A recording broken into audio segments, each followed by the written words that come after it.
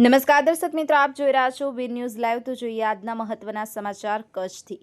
કચ્છ જિલ્લાના માંડવી તાલુકાના ગોધરા મધ્યે અષાઢી બીજના દિવસે ગાંજાના વેચાણ બાબતે જે બનાવ બનેલ છે એમાં માંડવી પોલીસ દ્વારા સંતા કુકડીની જે રમત રમાય છે એ બાબતે રેન્જ આઈજી શ્રી તેમજ એસપી સાહેબ શ્રી પાસે તટસ્થ તપાસની માંગ કરતા કચ્છના લડાયક અને જાગૃત નાગરિક મયુર મહેશ્વરી। બ્યુરો રિપોર્ટ વીર ન્યૂઝ લાઈવ રમેશ સત્યની સાથે। આપની આસપાસ બનતી ઘટનાના સમાચાર જોવા માટે વીર ન્યૂઝ લાઈવને લાઇક કરો, શેર કરો, ચેનલને સબસ્ક્રાઇબ કરો। નમસ્કાર, હું મયુર મહેશ્વરી, અધ્યક્ષ કચ્છ જિલ્લા આંતરરાષ્ટ્રીય ભીમસેના।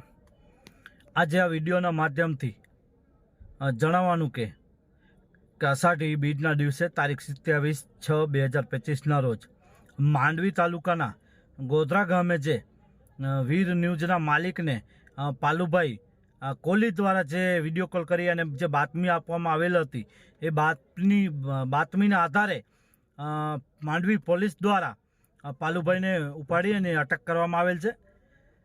પરંતુ એમાં જે અન્ય જે ગાંજાનો વેપાર કરતા હતા એમાંથી એક જ વ્યક્તિને માંડવી પોલીસે ઉપાડેલ છે, પરંતુ અન્ય જે બીજા વ્યક્તિઓ હતા એને પોલીસે ઉપાડેલ નથી કે નથી કોઈ કાર્યવાહી કરેલ, જે એક દુઃખદ અને ગંભીર બાબત છે।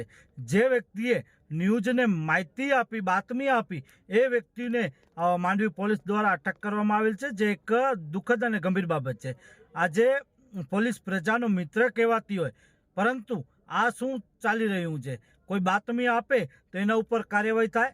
તો મારી પશ્ચિમ કચ્છના એસપી સાહેબને તેમજ આઈજી સાહેબને ખાસ વિનંતી છે કે આપ પોઝિટિવ છો અને આપની સારી કામગીરી છે ને આપની કામગીરીને હું સો સલામ કરું છું।